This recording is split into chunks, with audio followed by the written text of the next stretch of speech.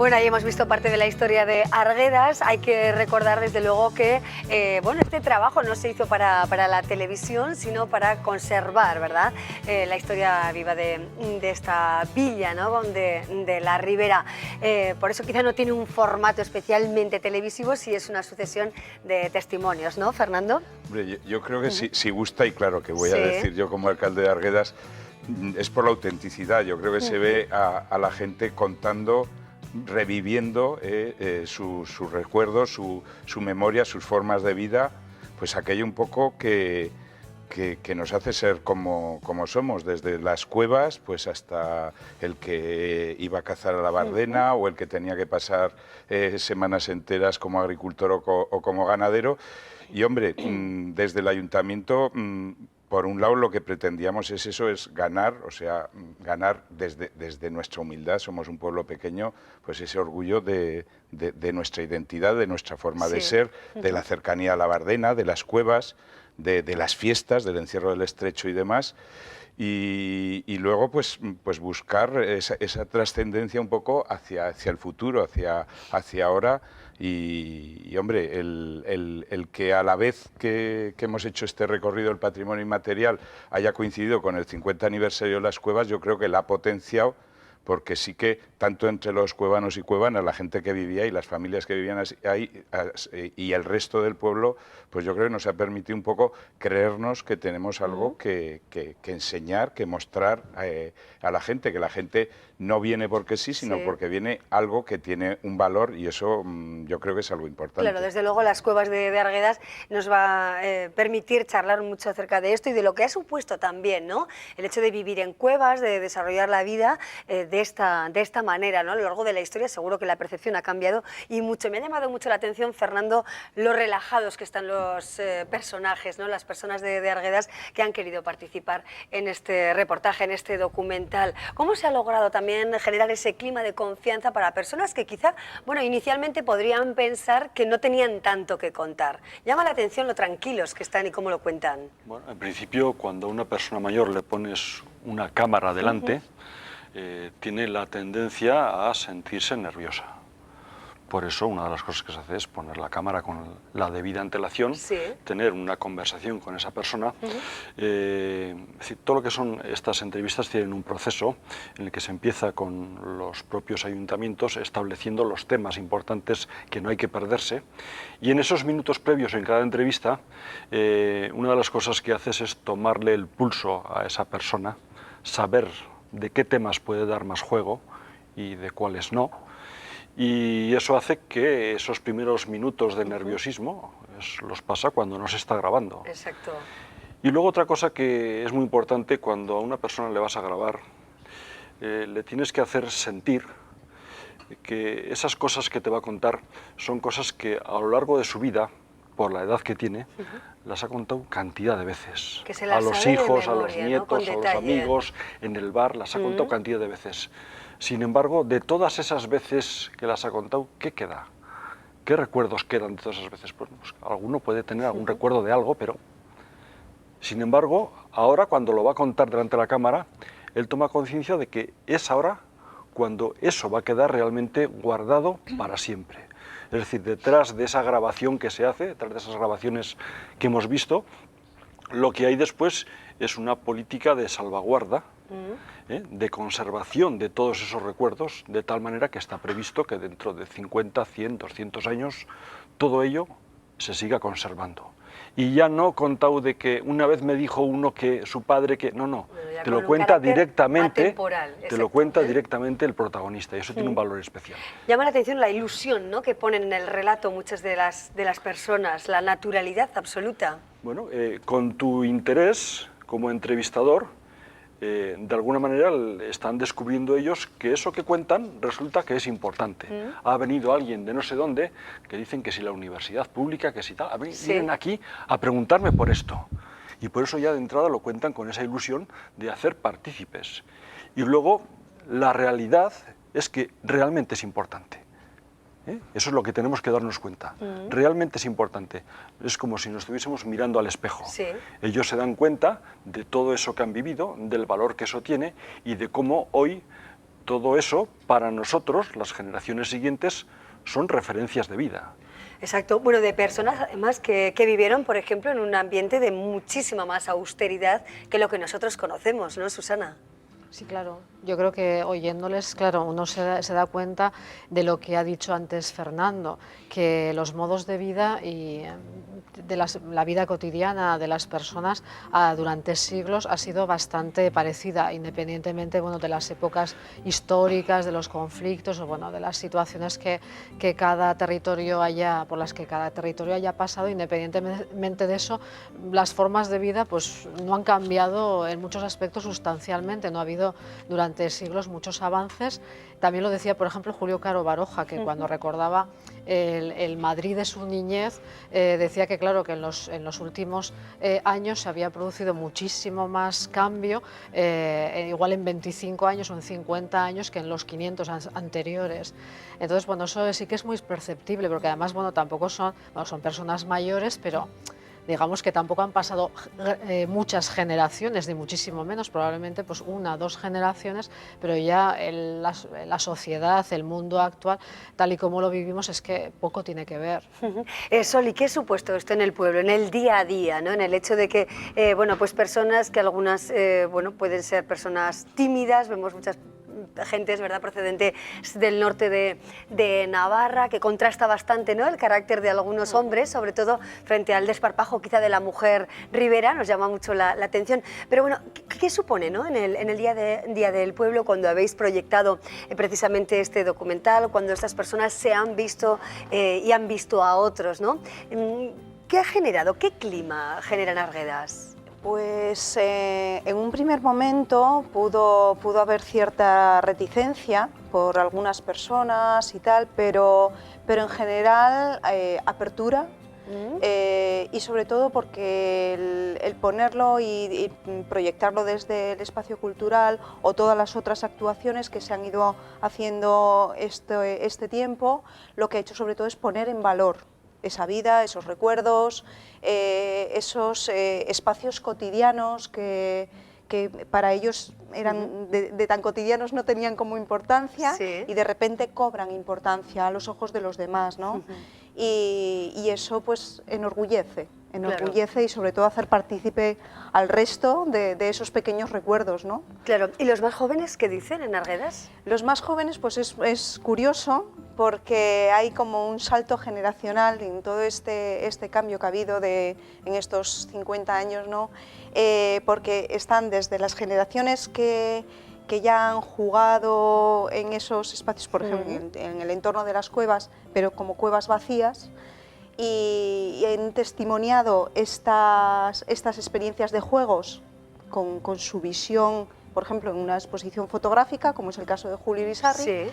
o en el caso, por ejemplo, de las generaciones de los que ahora están en el colegio, que es precisamente los que están viviendo toda esta historia, desde los vídeos hasta las exposiciones, o la exposición, por ejemplo, de las cuevas, de talante más etnográfico que hicimos, la están viviendo, pero desde el aspecto cultural, desde el acceso al espacio, y luego a través de un proyecto que se ha llevado a cabo conjuntamente con el colegio. Entonces, ellos han entrado y están entrando a fondo. Eso les ha permitido llevar al colegio a sus abuelos, escucharlos, escuchar sus historias, hablar de objetos que para ellos son objetos extrañísimos, que no es una consola, sino es una capoladora, por ejemplo, ¿no? Y tenerlos ahí y hablar. Y han hecho un estudio a fondo, un proyecto a fondo educativo en torno a todos esos objetos de finales de siglo. Bueno, objetos, palabras nuevas, como dices, capoladora o pontonero, que yo tampoco, la verdad es que no había oído nunca esa palabra. Hay muchas cuestiones muy ricas que merece la pena, ¿no?, fijarse en ellas, como también llama la atención, como decía al principio, los apellidos, ¿no? ¿A qué se debe, no? Personas del norte, de la zona del Pirineo, hemos visto apellidos como Urzainqui, Ustarroz. ¿Cómo llegan a Arguedas? Efectivamente, hemos observado ahí, al ver el documental, como una parte importante, incluso mayoritaria, de los apellidos eran de los valles de Roncal y Salazar. Hay que tener en cuenta que hay una columna vertebral invisible en Navarra, 2 prácticamente paralelas, que es la Cañada Real y el río. Y por un lado iban las ovejas y por otro lado iban las almadías. Y bueno, pues en el caso de las almadías sabemos por lo menos que desde el siglo XIV así lo hacían. Sí. Pero las ovejas, estamos hablando de una presencia constante, año tras año, al menos desde el siglo IX, por parte del Valle de Roncal, y unos pocos siglos después desde el Valle de Salazar. Es decir, la sangre de la ribera es sangre de la montaña y la sangre de la montaña es sangre de la ribera. Está totalmente entremezclada, Sí. y algunos pues somos hijos de la transhumancia, precisamente. Así es, bueno, ahí está la explicación. ¿Y las cuevas? ¿Qué ha supuesto el hecho de vivir en cuevas, de valorarlas ahora como alojamientos? ¿Cuál es un poquito la historia de las cuevas en Arguedas? Hombre, la historia de las cuevas es igual la historia de la gente más humilde. Las cuevas, bien, hay alguna referencia de que pudo haber cuevas como almacén, que si se llenaban desde arriba y demás, pero la historia de las cuevas como las conocemos ahora parece que es el resultado de que no había lugares donde vivir, por lo menos la gente más humilde. A partir del año 1880, las condiciones de vida y sobre todo la roturación de la Bardena, o sea, hasta 1880 la Bardena prácticamente es ganadera, prácticamente la totalidad de la superficie de Bardenas es pastos y matorral natural, y a partir de 1880 se empieza a roturar, se empieza a cultivar y empieza a crecer la población. Y los más pobres, los que menos recursos tienen, acaban construyéndose su vivienda, Sí. aprovechando unas condiciones naturales de la peña de Arguedas, del cortao que separa un poco el río de la Bardena, y sí que ya hay referencias en 1912 de que el ayuntamiento toma cartas y regula, y dice, esto es mío, tenéis que pagar porque está dentro de un comunal, yo voy a ser el que dice en qué condiciones, se pueden heredar, pero cada propietario solo puede tener una cueva y demás. Pero con todo, hasta, vamos a decir, su desalojo en 1965 es la parte más pobre del pueblo la que vive ahí, aunque las condiciones de vida yo creo que eran difíciles para todo. ¿Qué ha supuesto ahora? Pues vamos a decir que es que lo que era un poco lo que estaba en la trastienda, lo que estaba en la espalda, De lo que no apetecía hablar, ¿no?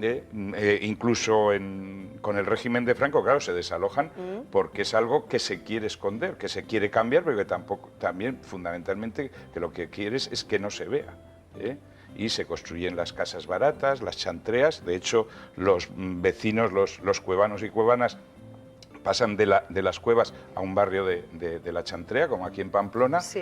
y ahora lo que pasa es que, lo que estaba oculto ahora es casi lo que, con la puesta en valor y con el turismo, se pone delante, y es lo que quieren ver los turistas franceses, lo que más valor casi pone en su visita, y eso es un poco el recorrido que también hemos querido hacer.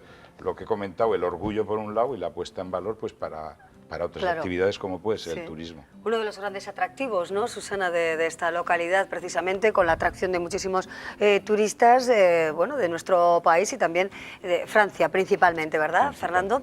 Es un momento también para pues que esas personas que quizá han vivido con cierto estigma se sientan valoradas, ¿no? Quizá las circunstancias les impidieron vivir en una casa normal, tuvieron que apañárselas, ¿no? de esta manera. Sin embargo, ahora pues se valora muy especialmente ese recorrido histórico, ese punto histórico en Arguedas, ¿no?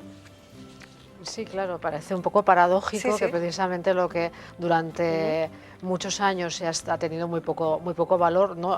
Vamos, y es más, o sea, que ha sido motivo pues de probablemente cierto desprecio, era un motivo un poco de desmerecer, ¿no? a una persona, y sin embargo ahora resulta pues que esto es un motivo de reivindicación incluso de la identidad de una comunidad, ¿no? de una localidad como Arguedas, y claro, también es cierto que las cuevas, independientemente de que sean más o menos antiguas, la verdad es que claro, el hábitat en cuevas, esos hábitats trogloditas, ¿no? Pues, que han estado desde los albores de la humanidad, siempre tienen un carácter tan evocador, ¿no? El hecho de que de que las personas oraden, ¿no? Hagan agujeros en las peñas, en las rocas, para construir habitáculos, pues siempre tiene un punto de atractivo, además por otra parte tiene un atractivo estético muy importante, como se ve en las fotografías, incluso en las fotografías que se hacen publicitarias, con una cierta iluminación. Además, creo que todo esto al final queda como una especie de Petra, ¿no? de Jordania, muy una especial. cosa muy espectacular, que sí. que quedan Claro. unas viviendas muy sencillas y sin embargo en apariencia son monumentales. Eso es, de gran belleza, ¿no? Sol, ¿qué dicen las personas que visitan por primera vez las cuevas de Arguedas? ¿Cuáles son las primeras impresiones, las palabras, ¿no? Bueno, que pues, evoca esa forma de vida? Realmente se quedan anonadados, sobre todo cuando entran en ellas, porque claro, la visión externa está la peña y prácticamente la apertura de la ventana y de la puerta, ¿no? En oscuro. Pero una vez entras en ellas, son viviendas como tal cual, con sus habitaciones, sus, cada una con su color, diferentes espacios, y de repente la frase es, anda, pero si esto es una casa. Claro, es una casa cueva, pero es una casa, ¿no? Sí. Y bueno, y cuando empiezan a conocer las historias y bueno, conforme se les va contando cómo se vivía, la convivencia que había, porque esto estaba organizado por barrios, eran como unas 80 cuevas, pero cada una se unía como en un grupo, un camino de acceso, y era un barrio. Y entre los vecinos del barrio había una convivencia muy rica, se apoyaban mucho mutuamente. Hoy por ti, mañana por mí. Eso es, ¿no? Ese es el lema, ¿no? Que exactamente, imperaba. Nadie se quedaba sin comer. Muy interesante, la verdad. Bueno, vamos a seguir, por supuesto, buscando todos los detalles, pero me gustaría que siguiéramos escuchando testimonios, ¿no? De las personas que han participado en este trabajo y que nos hablan precisamente de la vida en torno a las Bardenas. Lo vemos. Me tocó ir la primera vez a la Bardena y a mí me sorprendió de una manera tremenda el tener que dormir en la cuadra con las mulas, con los perros y sobre todo con las ratas. Eso ya me podía. Y claro, para que no, porque me decían los mayores, yo con 14 años me decían, tú no te preocupes, tápate bien tapado con la manta. Dormíamos con el pantalón y con el vestido, no teníamos sábanas y mucho menos pijama. La Bardena para nosotros ha sido el que le ha dado vida al pueblo muchos años. Primero, la agricultura no es, ya estaba bastante repartida. Unos años venía, otros años no, pero era un recurso en aquellos tiempos. Y después la caza en Arguedas era un recurso de los más grandes. Después a los 3, ya tenía yo 14 años o así, vino el esparto. Vinieron unos comerciantes a que les trajéramos esparto. Aquello era una bomba. Y veías igual 300 personas y todos los días a por esparto a la Bardena, que tenía un burro con un burro. Había gente que iba en bicicleta, había gente que iba con un carrico, había gente que iba cuando llegaban fiestas y así las cuadrillas con galeras y cargaban los mozos, iban a arrancar esparto para hacer el dinero para fiestas. Eso es, buscando el dinero para las fiestas, ¿no? De esa manera difícil, la vida, desde luego, en el entorno de las Bardenas reales. Nos quedamos con estos testimonios, vamos a hacer una breve pausa y luego seguimos conversando con el alcalde de Arguedas, también con el historiador Fernando Gualde, con Sol Aragón, responsable de la capilla, y con la directora del Servicio de Museos de Conservación, Susana Irigara. Y después de una pausa, algo más sobre Arguedas.